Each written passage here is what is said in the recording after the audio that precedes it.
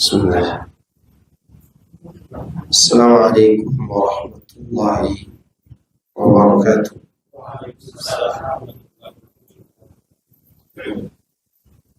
Innal hamdalillah nahmaduhu wa nasta'inuhu wa nastaghfiruh wa na'udzu billahi min shururi anfusina wa min sayyiati a'malina. من يهده الله فلا مضل له ومن يضلل فلا هادي له أشهد أن لا إله إلا الله وحده لا شريك له وأشهد أن محمدا عبده ورسوله صلى الله عليه وعلى آله وأصحابه أجمعين sallama tasliman katsira, amma ba'd. Alhamdulillah, malam ini kita berkumpul lagi di kajian rutin kita setiap hari Senin ba'da salat Isya. Meskipun kemarin sempat setelah salat maghrib, namun qadarullah ada yang membuat kita tidak bisa ba'da maghrib.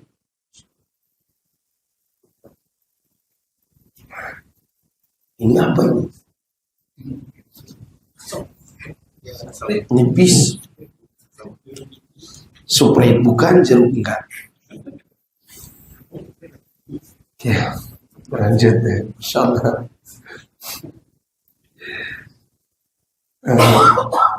Dan kita tetap bersyukur kepada Allah atas semua kesempatan pertemuan yang Allah izinkan kepada kita, dan kita manfaatkan waktu ini. Meskipun kita terkadang jatuh bangun perbuatan salah, akan perbuatan dosa kita lakukan. Ya, semoga Allah mengampuni kesalahan kita dengan usaha kita yang sedikit ini. Karena di antara cara Allah mengampuni dosa kita yaitu dengan mengumpulkan hamba-hamba itu dalam majelis ilmu. Sebagaimana di dunia ini kita berbicara tentang Allah dan ayat-ayatnya, maka di langit pun Allah akan memperbincangkan tentang kita. Selama hati dan niat kita ini ikhlas di dalam mempelajari dan mengajarkan ilmu. Karena yang paling menentukan adalah ikhlas kita. Udahlah, kita mau dipuji orang, mau di apa orang, biarlah Allah yang memuji kita, biarlah Allah yang menyanjung kita, yang membalas perbuatan baik kita. Nah, sekarang kita masih di awal-awal pembahasan tentang Al-Quran dan tafsirnya. Sekarang kita masuk pasal ketiga. Orang-orang yang mengingat ayat-ayat Allah. Ini adalah salah satu ciri wali-wali Allah, di mana mereka ketika diingatkan tentang ayat-ayat Allah, mereka pun tersungkur tunduk di hadapan Allah. Yaitu orang-orang Allah katakan, walladzina idza dzukiru bi ayati rabbihim lam yakhirru 'alaiha summan wa umyana. Dalam pembahasan ini Syekh sedikit membahas juga tentang penggunaan bahasa yang terkadang kalau kita bacakan semua, bukannya kita tambah paham tapi tambah buyar. Tapi nanti coba saya akan pakai bahasa yang sederhana. Karena di sini Allah katakan yang artinya, dan orang-orang yang apabila diberi peringatan dengan ayat-ayat Rabb mereka, Mereka tidak bersikap sebagai orang-orang yang tuli dan buta. Ini jawab ini adalah terjemahan bebas. Terjemahan apa? Bebas. Terjemahan yang apa namanya? Hanya yang sudah sampai pada maksud ayat, tapi bukan terjemahan harfiah. Terjemahan harfiahnya adalah mereka tidak bersungkur ya dalam keadaan bisu dan buta. Itu terjemahan apa? Harfiah. Lam yakhiru, mereka tidak tersungkur dalam keadaan buta, dalam keadaan tuli dan dalam keadaan bisu dan buta, ya, atau tuli lah, tuli dan buta. Sedangkan di sini terjemahkan mereka tidak bersikap sebagai orang tuli dan buta. Memang ini yang dimaksudkan, yang dituju. Ya. Di dalam ayat ini terdapat beberapa poin yang harus dipahami. Pertama, sikap kaum yang mengindahkan firman Allah. Sikap sekelompok orang, komunitas, ya, di mana mereka itu selalu mengindahkan firman Allah. Muqatil bin Hayyan menerangkan, maksudnya apabila orang-orang itu diberikan peringatan dengan Al-Quran, mereka tidak menyikapinya sebagai orang tuli atau sebagai orang buta. Akan tetapi mereka benar-benar mendengarkan, memperhatikan, dan meyakininya. Mereka itu kalau dengar ayat-ayat Allah yang memerintahkan mereka untuk berbuat ini dan itu, mereka akan melaksanakan. Mereka akan melaksanakan. Mereka tidak pura-pura buta, tidak pura-pura tuli.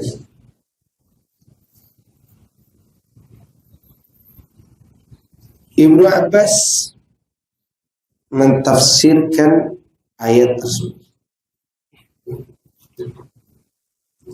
Orang-orang itu tidak bersikap seperti orang tuli atau buta, tetapi mereka takut dan khusyuk dalam menyimak ayat Al-Quran yang disampaikan kepadanya. Ayat Al-Quran itu didengar oleh mereka dengan penuh kekhusyuan, dengan penuh dihayati dan ditadaburi oleh orang-orang beriman. Menurut siapa ini? Ibnu Abbas.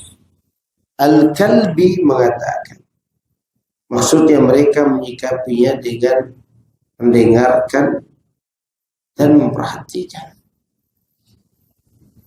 Al-Farra berkomentar tentang ayat ini, maksudnya apabila ayat-ayat Al-Quran dibacakan kepada mereka, mereka tidak bersikap cuek sehingga terkesan tidak mendengarkannya.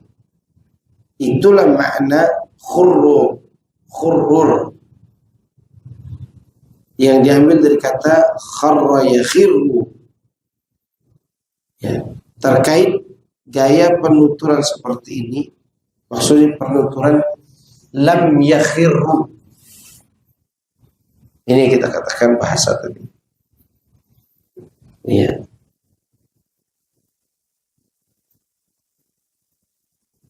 Maksudnya apa? Jadi yakhiru, yang terkait dengan penuturan seperti ini, aku teringat perkataan orang Arab. Orang Arab berkata, faqad yashtumuni, qa'ada yashtumuni. Dia duduk sambil mencela aku.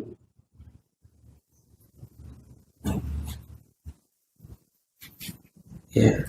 Kemudian dengan ucapan qama yashtumuni atau akbala yashtumuni. Semua ungkapan ini menunjukkan arti yang sama, yaitu dia memaki diriku. Kan kalau diterjemahkan satu persatu, kok ada artinya duduk, qama artinya berdiri, menghadap, akbala artinya menghadap, dia selalu mencaci maki. Yashtumuni. Ya. Kesimpulan berdasarkan semua penafsiran tersebut, maka makna firman Allah di atas adalah mereka tidak bersikap tuli dan buta terhadap ayat-ayat Al-Quran yang disampaikan kepada mereka sebagai peringatan.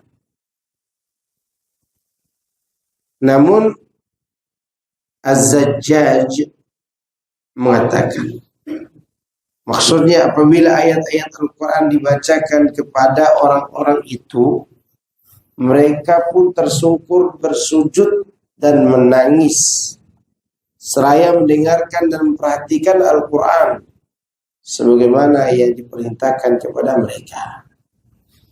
Jadi Quran itu memberi apa? Efek kehidupan pada hati. Ya, gitu. Kapan? Ya, ketika seorang benar-benar mendengar, selain mendengar apa tadi? Memperhatikan. Karena orang beriman itu kalau diajarkan Al-Quran dan Sunnah, seharusnya dia tidak banyak bertanya. Maksud tidak tanya, kenapa harus begini? Kenapa harus begini? Tidak bertanya begitu. Tapi seharusnya apa? Sami'na wa ata'na. Ya, itulah yang dimaksud kharra yakhirru. Ya, kharra yakhirru.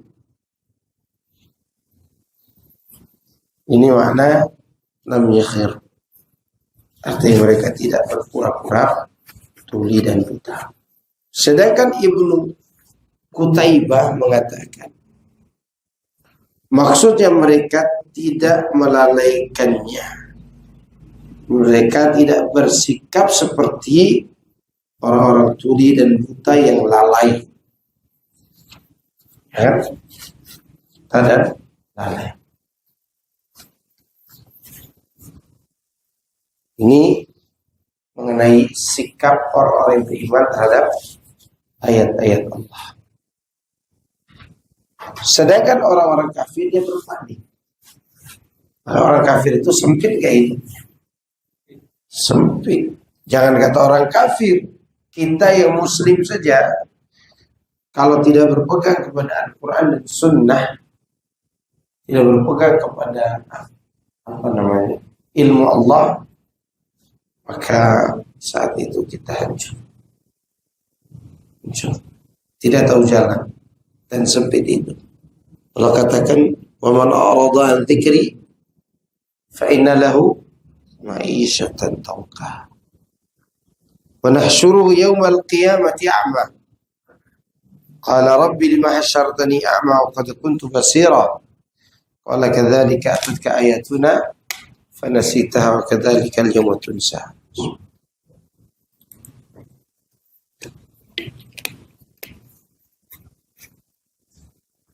Barang siapa yang berpaling dari Al-Quran, paling dari ayat-ayat Allah, maka sungguh dia akan menemukan kehidupan yang sempit.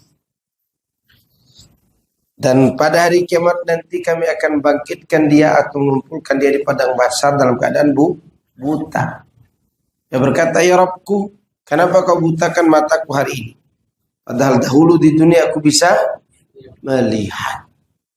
Allah katakan, demikian kondisimu, sebagaimana dulu di dunia kau menelantarkan ayat-ayatku, hari ini pun kau ditelantarkan dan dilupakan.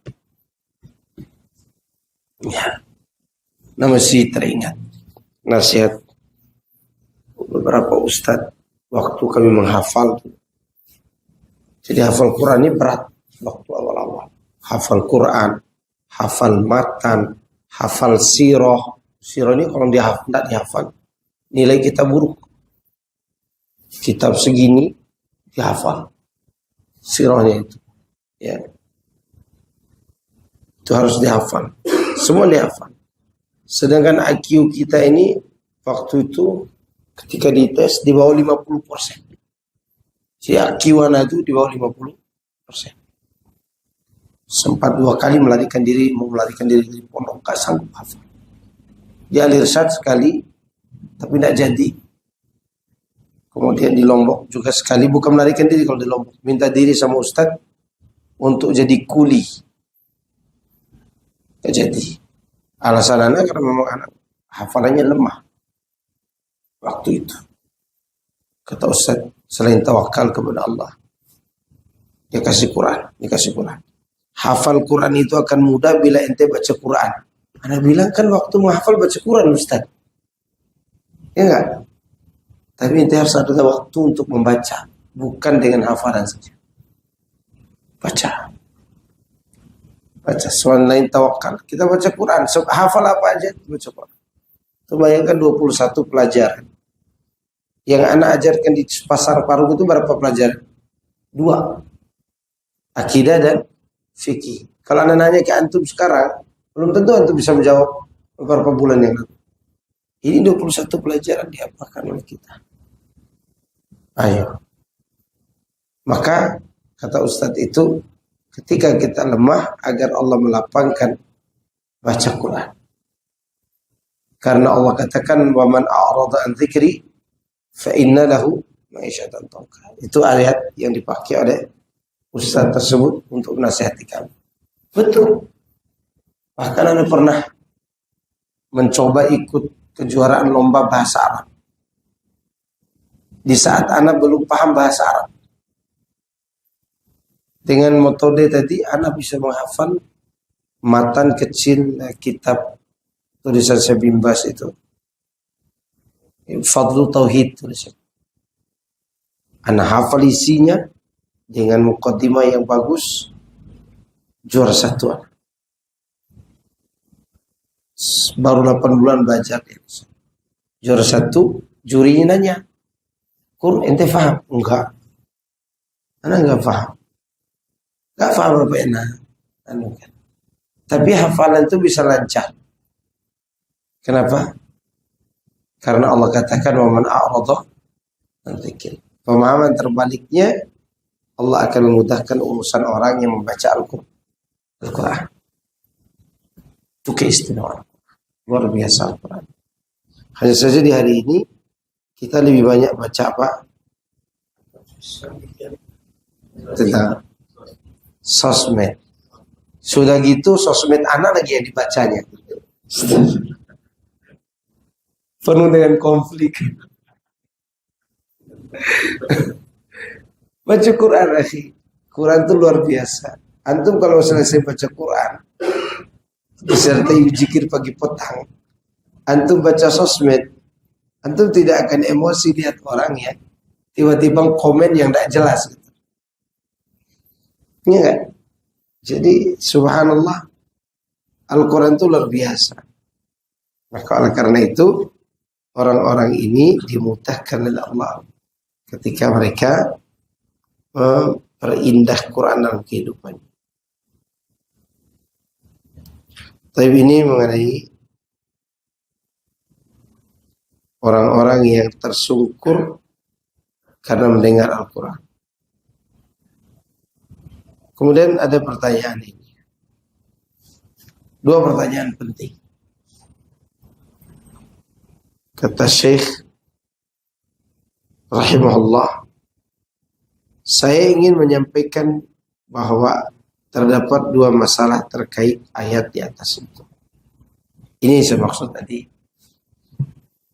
Makna bahasa lam yakhiru, karena digunakan kata lam, harusnya nafi kan. Lam itu artinya nafi, belum. Tapi di sini justru tidak diartikan demikian. Ya. Maka di sini bahas. Ada dua permasalahan di atas. Pertama mengenai yakhiru, ya, yang dia menggunakan bentuk kalimat negatif.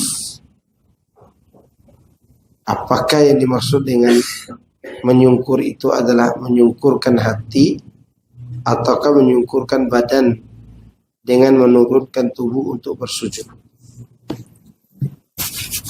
Lam yakhiru, mana yang ditundukkan, hati atau badan? Tentu dua-duanya. Tapi kita bicara sekarang yang di sini, hati atau badan di sini? Hati. Baik, kita lihat. Ini pendapat yang masalah pertama.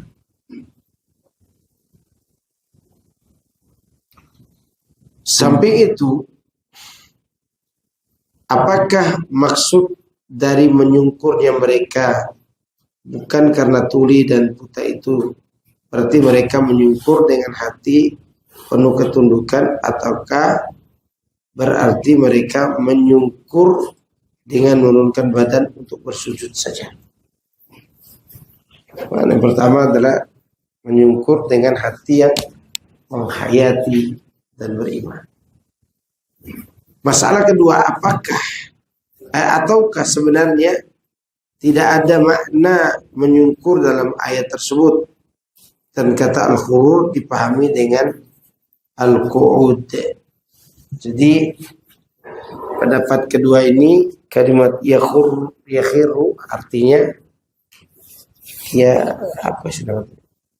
Yakhiru itu diartikan dengan menyungkur saja, ya. Menyungkur di sini artinya duduk. Jadi berdiri jadi apa? Duduk. Sekarang ketika antum datang ke majelis ini, duduk atau berdiri? Duduk berdiri. Ketika ada di majelis, kita tidak tuli dan tidak bisu, tidak buta. Iya kan? Sekarang ketika antum datang, masuk, duduk. Ya, duduknya ini menurut sebagian ahli artinya qu'ud. Apa qu'ud? Duduk. Ada lagi yang maknakan qu'ud itu artinya cuek. Artinya apa? Cuek. Ada yang mengartikan duduk, ada yang mengartikan tidak memperhatikan. Ini mengenai dua masalah dalam ayat ini. Jadi al-khurur dalam kalimat lam yakhiru ini maksudnya ketundukan hati, tersungkurnya hati. Sedangkan makna kedua yang dimaksud al-khairu di situ adalah cuek. Artinya mereka tidak cuek. Tapi ini pasal ketiga. Ada pertanyaan dari pasal ketiga? Mau dilihat tema juga tak? Tentang tauhid atau tentang sholat. Ini manis juga ya. Ada yang bertanya mengenai hal ini? Kalau enggak kita lanjut, ini masih ada waktu. Beberapa perenungan surat Qaf. Nah ini akan dibahas. Lumayan panjang. Qaf. Surat Qaf itu Allah menyebutkan wal Qur'anil Majid. Dimulai dari pembahasan Quran. Kemudian pembahasan kerasulan. Kemudian pembahasan tentang kaum yang durhaka. Kemudian membahas tentang kematian, tentang penciptaan manusia, kemudian kematian, kemudian kaitan dengan alam akhirat, kemudian setelah itu sifat penduduk surga dan sifat calon penduduk neraka. Jelaskan di situ. Dan semua penjelasan ini kembali pada singgungan Allah lam yakhiru 'alaiha summa hum ya'lamun. Jadi yang akan kita pelajari nanti dari ayat pertama sampai ayat terakhir, atau ada yang mengatakan sampai ayat 36 dari surat Qaf itu, yang dapat memahami semua yang dijelaskan di situ itu orang yang memiliki 3 perkara. Hati yang bersih, telinga yang dipakai untuk mendengarkan, dan mata untuk melihat.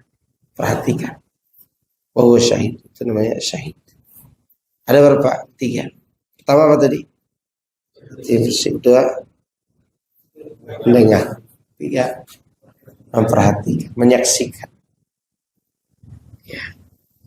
Siapa yang mempunyai 3 fasilitas itu, insya Allah hidayah akan menyapa ke dalam hatinya. Ini mengenai yang dimaksud dari surat Qaf. Jadi sekali lagi yang memahami semua ini, arti kita harus siapkan apa pertama Pak? Ya. Yang kedua, mendengar. Perhatikan. Yang ketiga, menyaksikan. Tidak boleh ragu. Iya. Baik. Kita masuk dalam surat Qaf. Allah mengatakan di ayat 37, Inna fi dzalika ladzikra liman kana lahu qalbun aw alqa sam'a wa syahid. Ini kita sebutkan tadi. Kita sebutkan. Dan insyaallah nanti akan kita anukan satu persatu. Di sini Allah mengatakan, sungguh pada yang demikian itu pasti terdapat peringatan bagi orang-orang yang mempunyai hati atau yang menggunakan pendengarannya, atau dia menyaksikan. 3. Siapa yang bisa ulangi? Sarana untuk dapat hidayah itu 3. Bisa diulangi nggak? Apa? Syarat dapat hidayah itu ada berapa? Apa? Baik.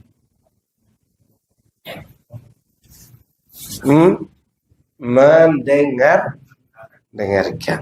Terus menyaksikan atau perhatikan. Kalau kita bisa memiliki 3 perkara itu, maka insya Allah kita akan dapat hidayah. Dapat hidayah karena Allah Subhanahu wa ta'ala. Maka di sini disebutkan syarat memperoleh manfaat dari Al-Quran. Jika Anda ingin mendapatkan manfaat dari Al-Quran, maka berkonsentrasilah ketika membaca dan mendengarkannya. Konsentrasi di sini dihaya, yaitu ditadabbur. Ya.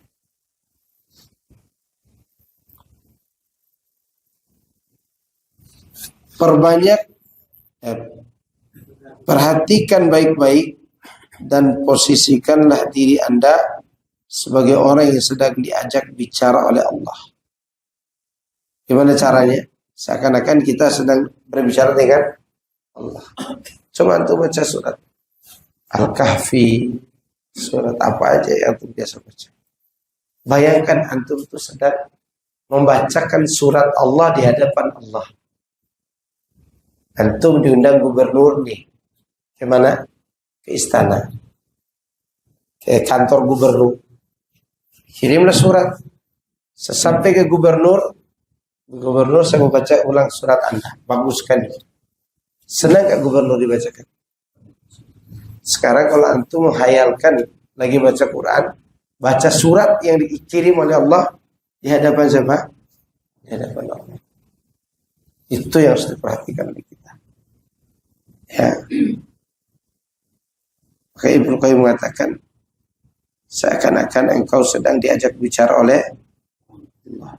Misal gini, kata Allah dalam surat pendek, Alam tara kaifa fa'ala rabbuka bi ashabil fil. Oke, siapa yang bercerita itu? Allah. Allah bercerita tentang ashabul fil, pasukan gajah. Kita dengar. Padahal kita yang membacanya. Jadi surat tadi coba kita yang baca. Kita yang baca surat itu seakan-akan kita ini sedang berkata, mengucapkan sesuatu yang diucapkan oleh Allah Subhanahu wa ta'ala, dan kita seakan-akan mendengar langsung Allah bicara. Gitu. Makanya disebut dengan hal ini. Ini mengenai bab orang yang mengambil manfaat dari Quran. Jadi saya cukup dulu. Ada pertanyaan kan? Nah, kayaknya sakit semua badan anak. Sakit. Fadhal, ada pertanyaan.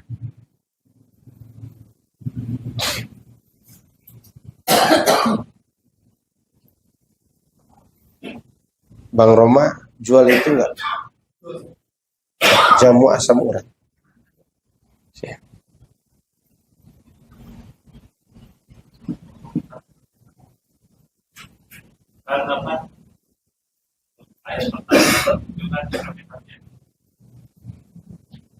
Ya. Tapi surat pertama itu kan Al-Fatihah. Ini story gimana ya? Kalau secara saya awalnya surat pertama kan Iqra gitu ya. Iya, barakallahu fiikum. Masyaallah. Jazakallahu khairan. Surat pertama diturunkan adalah Iqra. Tapi dalam penyusunan Al-Quran yang pertama adalah Al-Fatihah. Tidak semua surat yang pertama diturunkan harus disusun pertama. Mana duluan turun surat Al-Qari'ah atau Al-Baqarah? Al-Qari'ah. Duluan turun surat mana? Al-Asri apa Al-Baqarah? Al-Asri. Gitu. Jadi susunan itu susunan yang diatur oleh Allah Subhanahu wa ta'ala melalui ilham yang diberikannya kepada para sahabat. Dan tidak bisa kita tanya lagi apa hikmahnya, kita tidak tahu hikmahnya. Selain satu hal, bahwa Al-Fatihah itu Ummul Quran, satu-satunya surat atau surat di antara surat yang diturunkan sekaligus dengan ayat yang lengkap. Iqra diturunkan berapa ayat sebelumnya? 5. Iqra bismi rabbikal ladzi khalaq, khalaqal insana min 'alaq. Iqra wa rabbukal akram, alladzi 'allama bil qalam, 'allamal insana ma lam ya'lam. Hanya sampai situ. Ya, bertahap. Al-Fatihah tidak bertahap. Langsung. Nah, karena dia umum Quran maka diletakkan di pertama. Itu diantara alasannya. Walaupun alasan-alasan ini kita butuh dalil juga. Ya, yang jelas penyusunan Al-Quran itu memang sudah direncanakan oleh Allah seperti itu. Nah, mana cuek di sini ya, untuk itu apakah mendukung badannya gol terjadi enggak? Iya betul. Itu yang mau. Iya, betul. Dia ruku, dia sujud, tapi hatinya cuek. Siapa dia dulunya? Munafik. Sekarang orang-orang yang lalai. Sebenarnya sekarang bukan cuek sih sebenarnya, pikirannya yang melayang-layang ya. Kalau dulu memang sengaja dicueki oleh orang munafik. Kalau kita tidak sengaja, kan pertama kali kita takbiratul ihram, Allahu Akbar, masih khusyuk. Lama-lama terdengar anak kecil ribut, pasar ribut, ya kan? Belum lagi ibu-ibu yang memanggil terus, mana penjualnya deh, gitu kan? Ribut juga. Ada lagi mengenai hal ini? Kalau tidak ada, kita cukup nih. Kita cukupkan dulu ya. InsyaAllah kita ketemu lagi sepulang anak umroh nanti. Senin depan anak berangkat safar. Iya, safar. InsyaAllah. Ya, anak doakan antum semuanya bisa berangkat umroh. Semoga kita semua istiqomah. Nanti teman-teman yang maksudnya ya siapa ya, nanti tergantung teman-teman ini. Subhanakallah wa bihamdika asyhadu an la ilaha illa anta astaghfiruka wa atubu ilaik. Assalamualaikum warahmatullahi wabarakatuh.